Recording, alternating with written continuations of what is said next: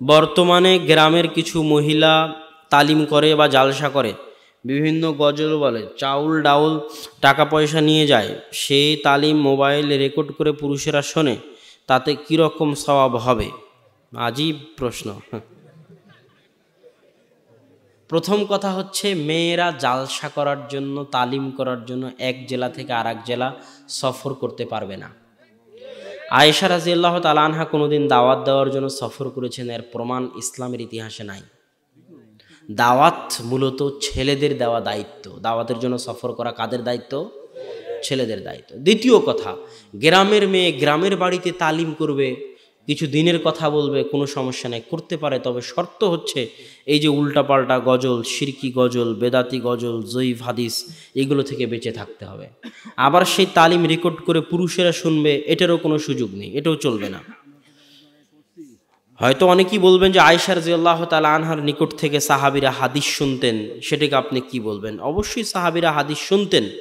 এখন যদি ইলমের ওই রকম কমি দেখা যায়, ইলমের ওই রকম কমতি দেখা যায়, যে এমন প্রশ্ন, যে প্রশ্ন আমাদের সমাজে এমন একজন জ্ঞানী মহিলা আছে, এমন একজন মুহাদ্দিসা আছে, এমন একজন মুফাসসিরা আছে, যেই প্রশ্নের উত্তর না আব্দুল্লাহ ভাই দিতে পারবে, না আর কোনো বড় পুরুষ আলেম দিতে পারবে, ওই মহিলার কাছেই যাওয়া লাগবে, না হলে হবে না। সেটা আলাদা।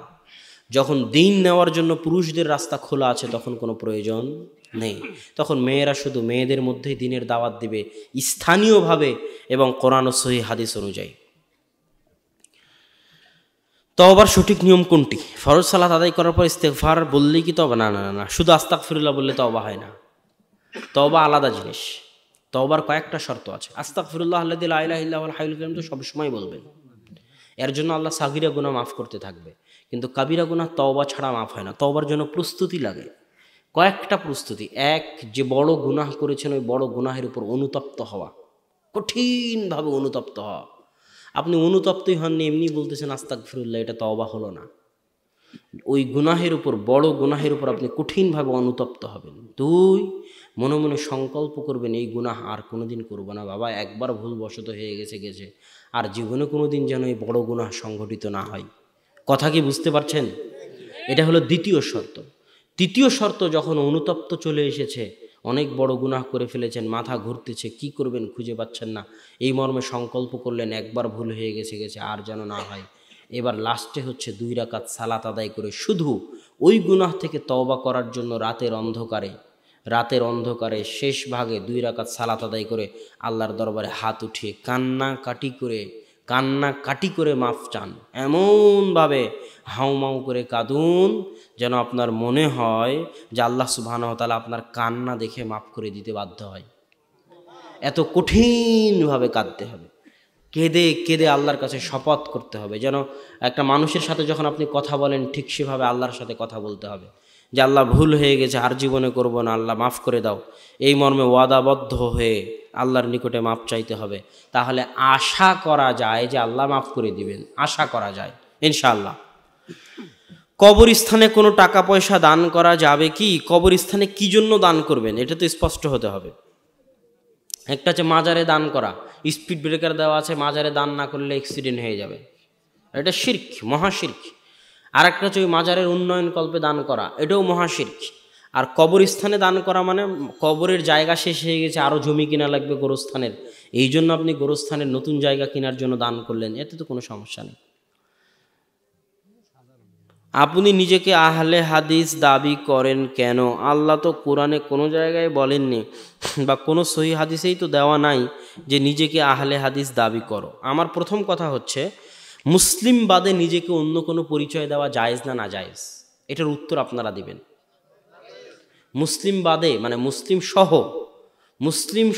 মুসলিম নাম রেখে নিজের অন্য কোনো পরিচয় থাকতে পারে না? আনসার কারা ছিল? মুসলমানেরাই ছিল, তাদের একটা পরিচয় মুসলমান, আর একটা পরিচয় কি? আনসার। মুহাজির কারা ছিল? মুসলমানেরাই ছিল, তাদের একটা পরিচয় মুসলমান, আর একটা পরিচয় কি? মুহাজির। কথা বুঝেননি? তো ঠিক তেমনি যে কোনো ভালো নাম, আপনার নাম আব্দুল্লাহ, আমার নাম আব্দুর রহমান, অমুকের নাম আহমদ, এটাও তো আমার একটা পরিচয়। যে কোনো বৈশিষ্ট্যগত ভালো নাম যে কোনো মুসলমান তার মুসলমান হওয়ার পাশাপাশি গ্রহণ করতে পারে। কথা মনে হয় বুঝাতে পারিনি আমি। আপনি নিজেকে হানাফি বলতে পারেন, কোনো সমস্যা নেই। কেউ কোনোদিন প্রমাণ দেখাতে পারবে না যে আপনার হানাফি বলাতে সমস্যা আছে, এটা কেউ প্রমাণ দেখাতে পারবে না। আপনি নিজেকে হানাফি বলতে পারেন, কোনো সমস্যা নেই। শর্ত হচ্ছে যে আপনি কোরআন এবং হাদিসের বিরুদ্ধে যায় মাযহাবের এমন কোনো ফতোয়া মানবেন না, যেটা কোরআন এবং হাদিস আছে সেটাই মানবেন। তারপরে আপনি হানাফি হন, কোনো সমস্যা নেই। আহলে হাদিস হন, কোনো সমস্যা নেই। নাম খারাপ না হলেই হলো, নাম ভালো হলেই হলো। জানাজার নামাজে সূরা ফাতিহা ছাড়া নামাজ হবে? সূরা ফাতিহা আদায় করা সুন্নাত, কেন করবেন না জানাজার সালাতে? আব্দুল্লাহ বিন আব্বাসের হাদিস। জামাতে থাকা অবস্থায়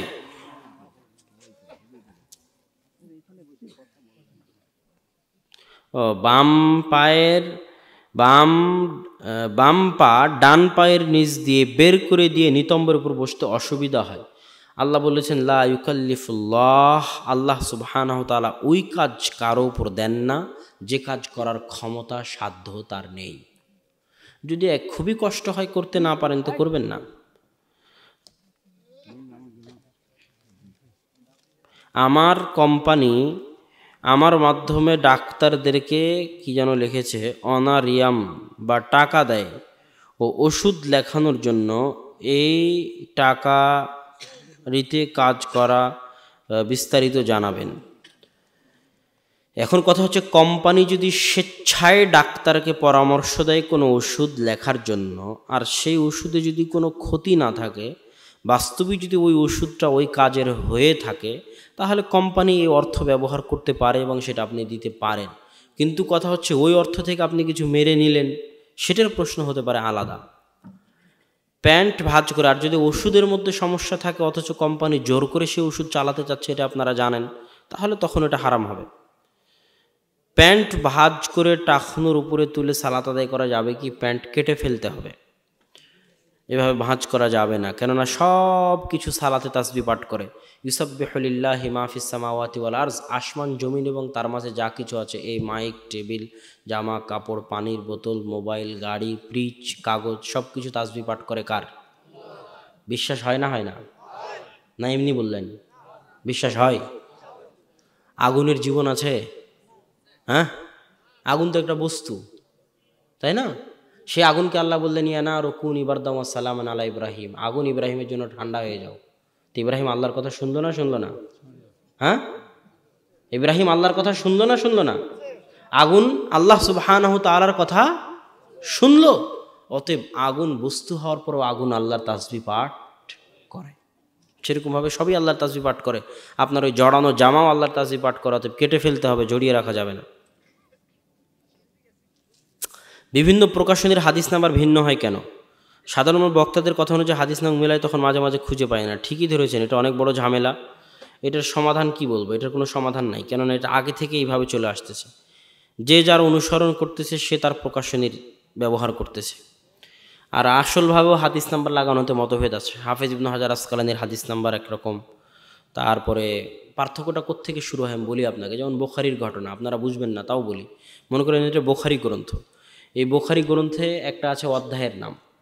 অধ্যায়ের নামের পরে মূল হাদিস এখনও শুরু হয়নি। মূল হাদিস শুরু হওয়ার আগে কোরআনের আয়াত আছে, সাহাবীর কথা আছে, তাবির ফতোয়া আছে, শব্দের অর্থ আছে। মূল হাদিস আর অধ্যায়ের মাঝামাঝি।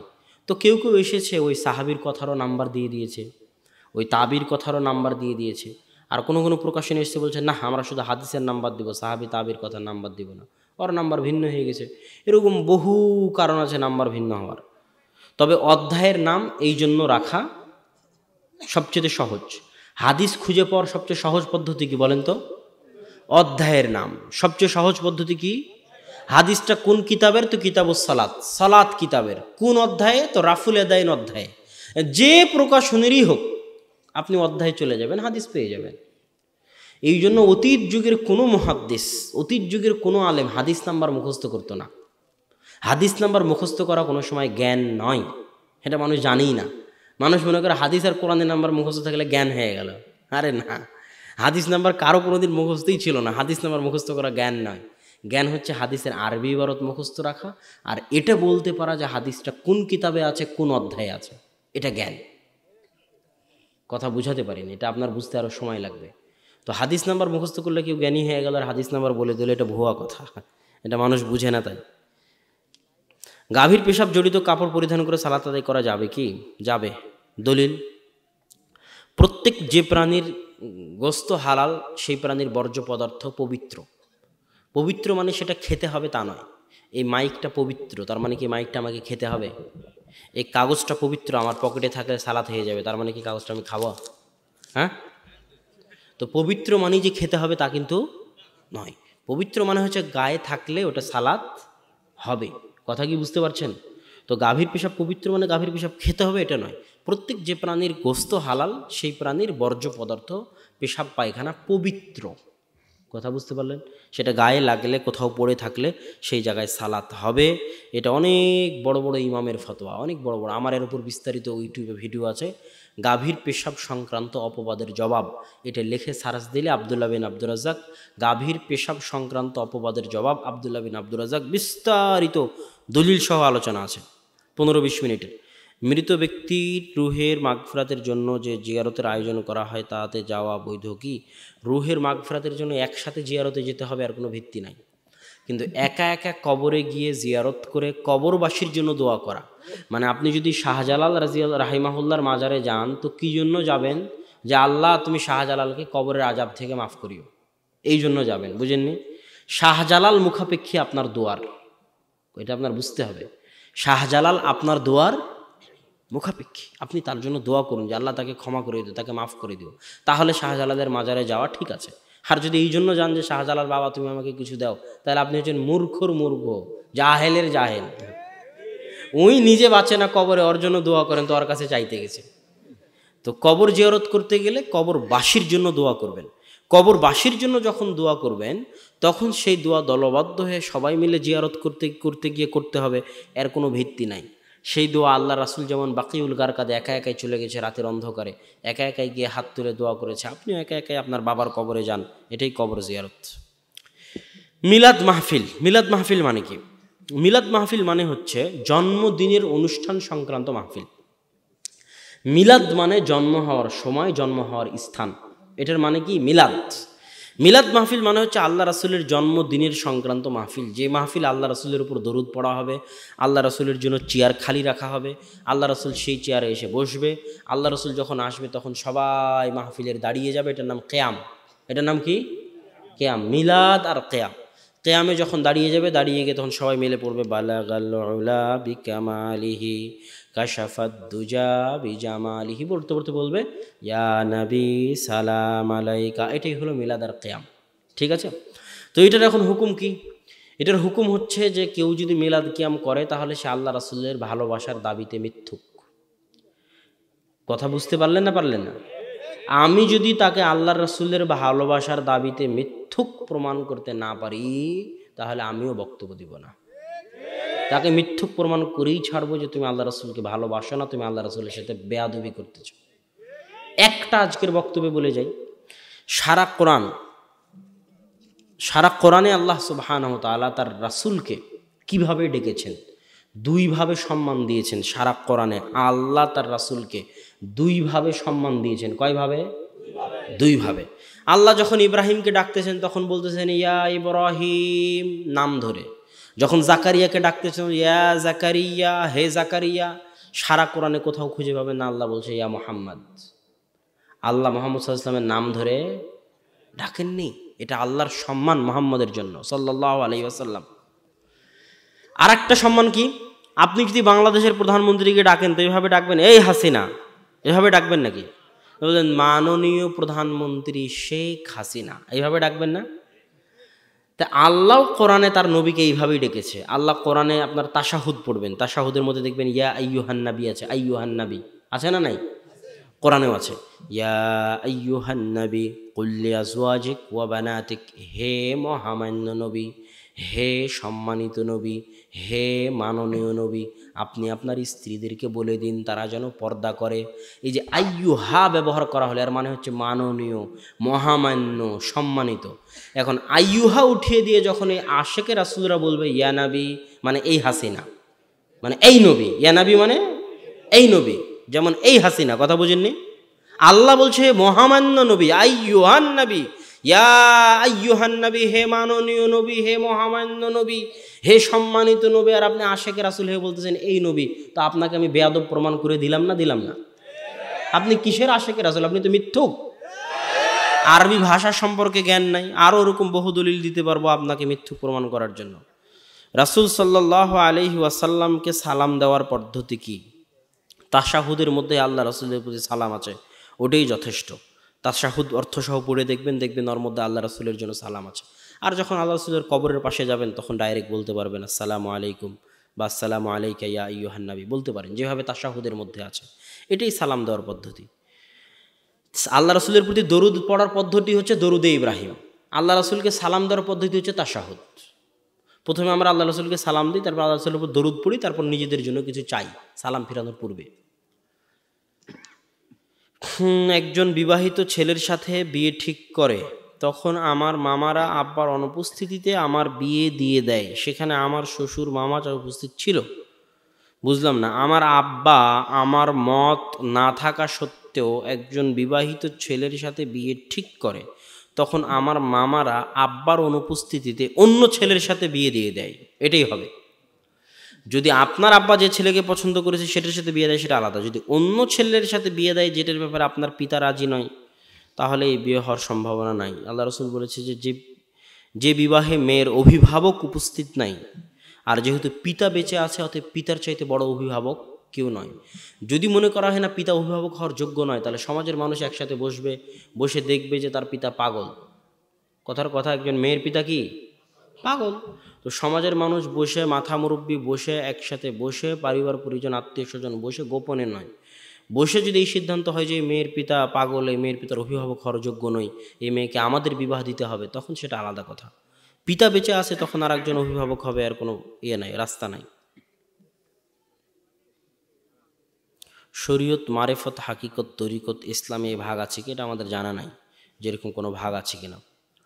বর্তমানে কিছু অন্যায়কারী, জুলুমকারী, মিথ্যা সাক্ষ্য দানকারী নিজের পাপ মোচনের জন্য বা আল্লাহকে পাওয়ার জন্য ৮ রশি, দেওয়ানবাগি, ফুরফুরা শরীফ,